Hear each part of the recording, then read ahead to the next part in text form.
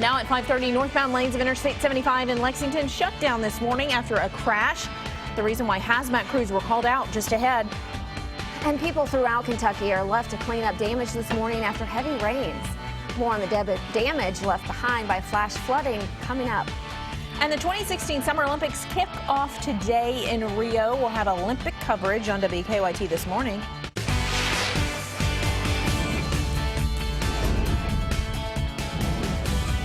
This is WKYT This Morning. Good Friday morning to you. Thanks so much for tuning in. I'm Michelle Chamberlain, filling in for Bill this morning. Yeah, he's probably sleeping in. I hope so. Let's hope he doesn't get up at 5:30 if he doesn't have to, right? Right. Well, I'm Rebecca Smith, and hopefully you don't have to get up. Hopefully you're watching this newscast from the comfort of your bed, you know, nice and cozy. Nice. Yeah, Micah, I guess it's one of those weekends, too, where you'd want to be cozy. Yeah, absolutely, especially on Saturday. Saturday does not look all that good. Sunday, much better. We'll talk about that in just a few minutes. Defender Radar Network, a couple of showers back toward the southeast, and that's where we're holding on to those showers through much of your day. That's the best chance of rain is east-southeast until we hit evening and night, and then our attention turns toward the west. Temperatures are there in the lower 70s. We get into the afternoon, upper 80s to around 90 degrees. Most of this is going to be east during the daylight hours, but then, like I said, we got to watch overnight and into tomorrow as these storms come rumbling in from the west. We'll get into that. I'm going to show you exactly when I expect these storms to move in and how that's going to affect your weekend. That's coming up. Thank you, Micah. We have an update this morning from Interstate 75 at the southern split after an overnight crash. Yeah, about 1:30 this morning, a semi hit a wall, spilling oil out onto the interstate. Hazmat crews spent hours cleaning up the mess this morning.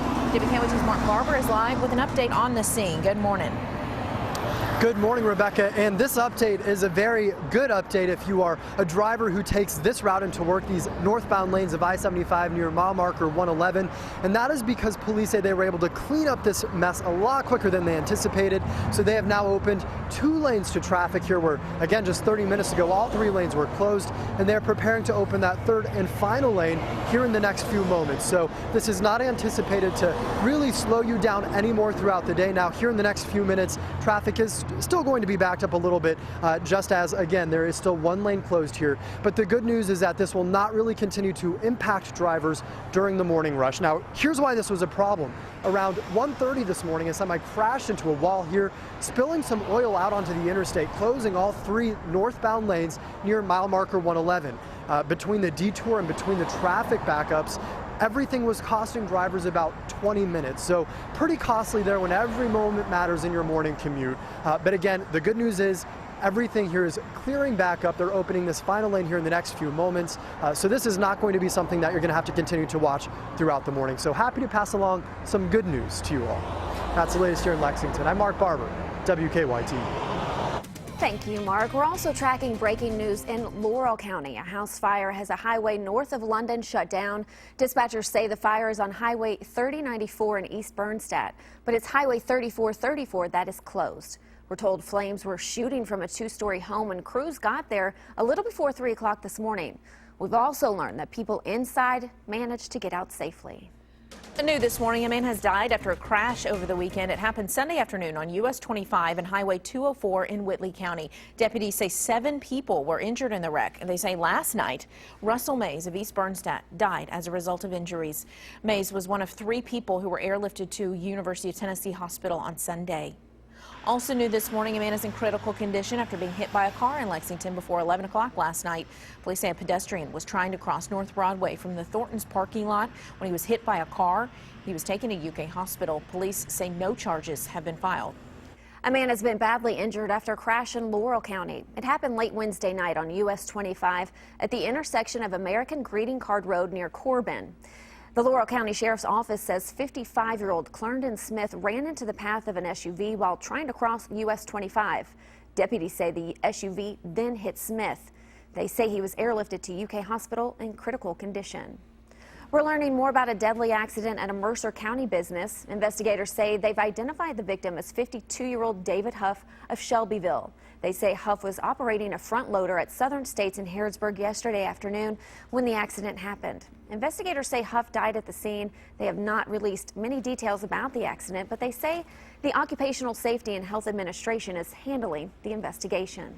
Clay County appears to have been one of the hardest hit areas by recent storms. Some streets in downtown Manchester flooded as heavy rain fell yesterday.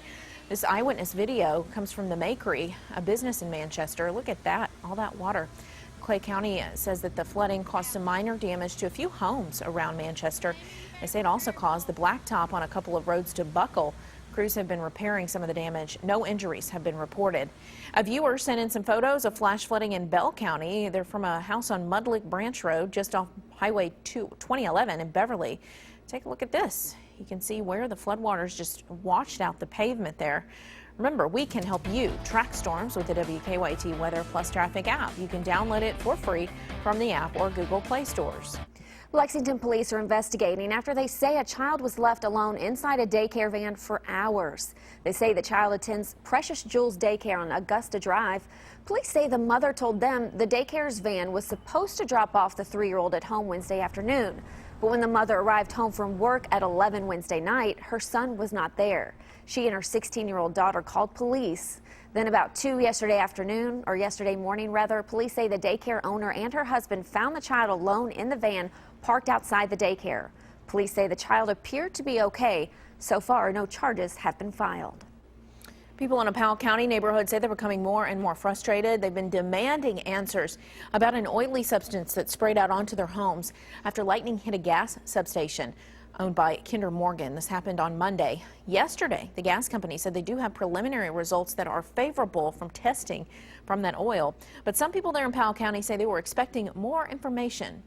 It's frustrating to me, but it's more concerning for my citizens. That's what I've indicated. Hopefully these tests do come back, show that, there's not any danger. Kinder Morgan has not said when they will release the actual results, but in the meantime, the judge executive said the county is doing their own sampling of the substance to get the most unbiased results possible. A judge has ordered the owner of a Scott County cemetery to finish the work he promised customers or give them a full refund. More than a dozen customers say Crestlawn Cemetery owner Dale Shackelford did not install headstones or grave markers even after being paid. So Kentucky Attorney General Andy Beshear's office filed a lawsuit. Customers say they're glad a judge has ordered Shackelford to do the work. He's wrong. He's a thief. And I'm hoping that this is going to stop him from hurting anybody else. Shackelford was not in court yesterday, and the Attorney General's office says he did not respond to the lawsuit. The Attorney General says he'll keep an eye on the situation and take action if Shackelford does not comply with the ruling. A Clay County couple claiming their landlord kicked them out of their apartment because they're gay. Joshua Melton and his husband James say they lived in the apartment for about 9 months. They say in June their landlord, Manchester City Council member Esther Thompson, told them to move out. The couple also claims she used a homophobic slur and assaulted them. They say they did not receive any help from Clay County leaders, including the county attorney. I cried. There was nothing we could do. We had to get out. So for them to say that, we are that we did not do anything to help them is obviously inaccurate. I mean, the record must speak for itself. The county attorney says he did help by filing a criminal complaint over the assault claim. As for Thompson, she refused to comment. She'll be arraigned on the assault complaint next week. The Kentucky Equality Federation has asked the U.S. Attorney's Office for help in this case. Let the games begin. The Summer Olympics officially kick off tonight with the opening ceremony. It's a big night, and Rio's still working around the clock to make sure everything is ready. Jamie Yukas is in Brazil with the latest. Along Rio de Janeiro's famous Copacabana beach, American tourists are snapping pictures and making memories ahead of the Olympic Games. I'm really excited to see everyone with that energy because I've never seen it before, only in the television. Armed police officers watch the crowds very closely. My antenna is up. It's up, but it's nice to see the presence here. I mean, it's what I would expect at Olympics. Military ships can also be spotted right off the coast.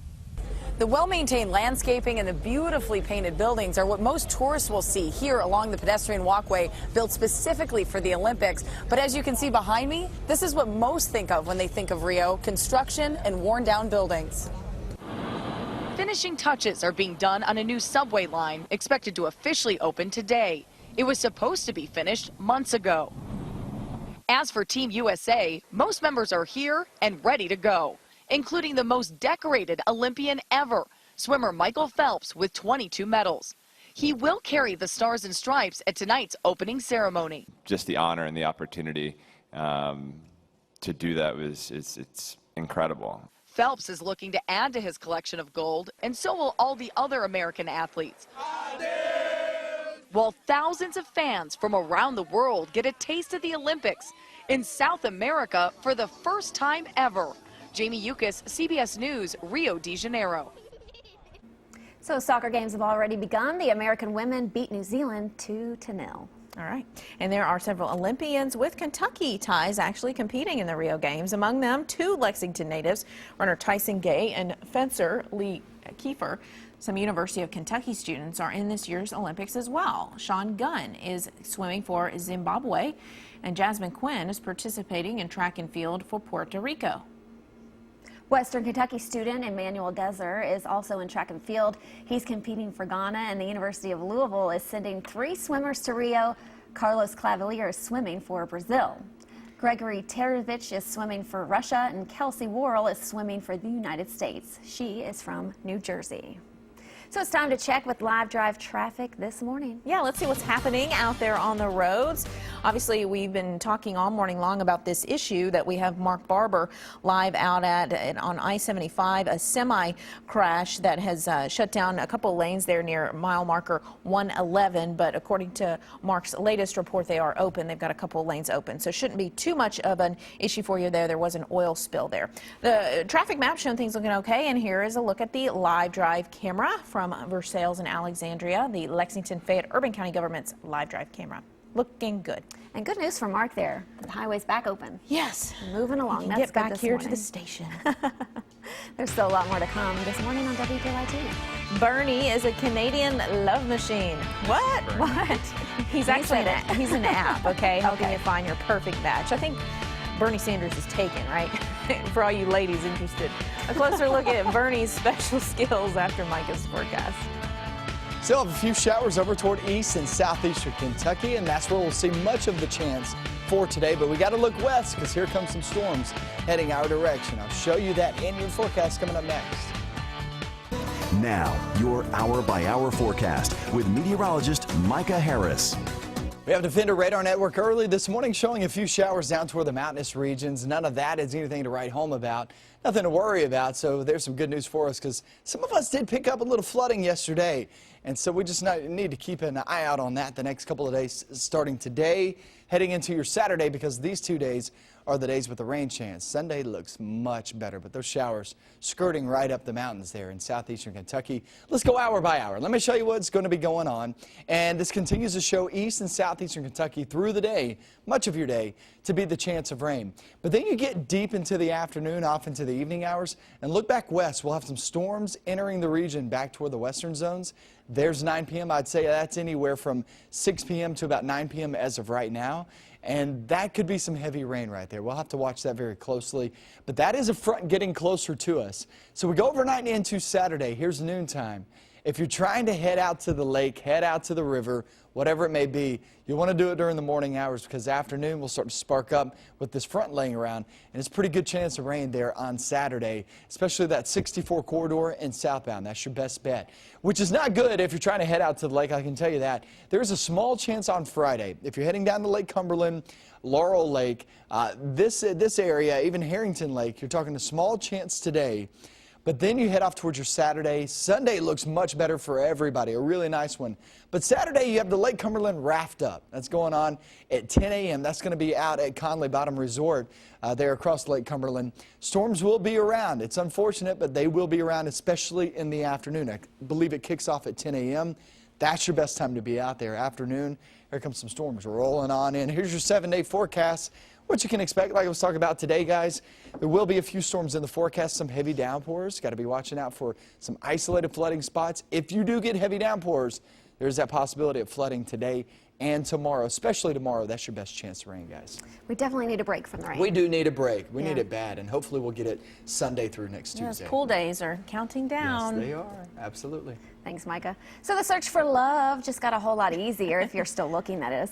A Canadian app developer is using artificial intelligence that he says will find you the perfect mate. Yeah, right there in the dating app. Vancouver's newest love machine is Bernie. This is Bernie. Appropriately named, right? Not Bernie Sanders, though. Let's hope not. Sorry. He's a personal assistant that lives in the app. He scans all different kinds of dating websites to find the perfect match for you. All you have to do is let Bernie know which people you find attractive, and he goes to work. Bernie even found his creator a date. Bernie matched Justin and I, and then Justin took over for Bernie before we even had the chance, or before Bernie had the chance to talk to me. And then we went on our first date the next day, and then Justin told me he had used artificial intelligence to match us in the first place. What? What was that? She has some vocal fry going on there. Bernie launched on July 17th, and already he's made 7,000 matches. His creator says this is just the beginning, and other dating websites will be added, maximizing Bernie's special skills. Could be good for somebody. You know, it could be good. Could be not good, unfortunately, for some of those daters out there. But let's hope that you find love via a dating app. Yes, good luck. Some people do, yeah. Coming up, you'll get the stories making news right now. We'll also look at any traffic impacts we may have this morning. Good Friday morning to you. Thanks so much for joining us here at WKYT. Let's take a look right now at some of the stories we're working on for you on this Friday morning. All northbound lanes of Interstate 75 at the southern split were shut down for hours after an overnight crash. At about 1:30 this morning, a semi-truck hit a wall, spilling oil onto the interstate. Hazmat crews spent hours cleaning up the mess. But good news, all lanes of the interstate reopened just before 5:30. We've learned that a man is in critical condition after being hit by a car in Lexington just before 11 last night. Police say a pedestrian was trying to cross North Broadway from the Thornton's parking lot when he was hit by a car. He was taken to UK Hospital. At last check, he was listed in critical condition. Police say no charges have been filed. Topping your national headlines this morning, Donald Trump is struggling to get his campaign back on track. This comes after a series of missteps this week and declining poll numbers. Yeah, Trump's own running mate, Mike Pence, split with him once again Thursday, voicing his support for the re-election bids of Senators John McCain and Kelly Oyata. A pair of polls out yesterday has Trump trailing Hillary Clinton by several points nationally. The Summer Olympics officially kicks off today in Brazil. Swimmer Michael Phelps, the most decorated Olympian of all time, will carry the U.S. flag during tonight's opening ceremony in Rio. This is the first time a South American city has ever hosted the two-week event. More Americans have ALS or Lou Gehrig's disease than previously thought. That tops your morning's health headlines. The CDC says nearly 16,000 cases of the debilitating disease were identified in 2013. That's up 1,000 from the year before, but experts say the increase likely just reflects better detection methods, not an uptick in actual cases. Researchers at Walter Reed, who tested a possible Zika vaccine on monkeys, say it offered complete protection to the animals. Zika is spread by mosquitoes and can cause devastating birth defects. Scientists say the next step is testing the vaccine on people. The inmates are out of the asylum in the new comic book-inspired action film Suicide Squad. The movie features the big screen return of Batman's nemesis, the Joker, as well as an all-star cast of bad guys. Marley Hall has a preview. Lily Tomlin will receive the SAG Lifetime Achievement Award. The Actors Union said it will honor the 76-year-old at its annual show next year. The comedian has also recently received the Kennedy Center Award and the Mark Twain Prize for American Humor. Seth Rogen joined frequent collaborators James Franco and Paul Rudd in New York City for a special screening of their new animated comedy, Sausage Party. Prepare yourself, little sausage. You're about to learn the terrible truth. In the spoof, Rogen stars as a sausage who is horrified to discover what really happens to food after it leaves the supermarket. We found that The Secret Life of Food actually offered us a lot of opportunities to really draw parallels between our own kind of problems and food's problems. Rogen also co-wrote the script. The movie opens next week. UNICEF released video of Ewan McGregor's recent trip to a refugee camp in northern Iraq. The Star Wars actor was there to highlight the dangers facing children because of the conflict in Iraq and Syria. And the White House is staying quiet on which celebrities will attend President Obama's 55th birthday bash tonight. Many speculate the guest list will include A-listers such as Beyonce and Oprah, who were at the First Lady's 50th birthday party 2 years ago. That's your Eye on Entertainment. Chris Martinez, CBS News, Los Angeles. Maybe we'll get an invite. What do you think of that? Maybe, yeah, that'd be nice. So let's get a check this hour on today's traffic trouble spots with live drive traffic. All right, taking a look at the map there, it's showing delays at the mile marker 111. Those lanes have reopened, according to our Mark Barber, who's been live at the scene there after a semi-truck caused a spill out there. Hazmat crews on scene. And the Lexington Fayette Urban County Government's live drive cam at Versailles Road and Alexandria shows things moving along just fine out there early for you on your Friday morning. And we hope you have an excellent Friday. Yeah, and you should have a pretty good weekend, especially on Sunday, right, Micah? Yeah, Sunday, it's half and half. Saturday looks ugly, Sunday looks really, really nice. So it's just one of those things that you might have to plan around these storms there as we head towards your, well, afternoon and also in towards your Saturday. A few showers left over down toward the southeast. Those are heading northeast, so it's just going to take some time to get over the mountainous region, so heads up for some spotty showers, a couple of rumbles of thunder in toward the east and southeast. Watch out for some fog this morning and some patchy spots here and there. Temperatures at 71 degrees across much of the region. And afternoon off into the evening, here comes some more storms. We're going to go over that with that front. Another hour of WKYT News.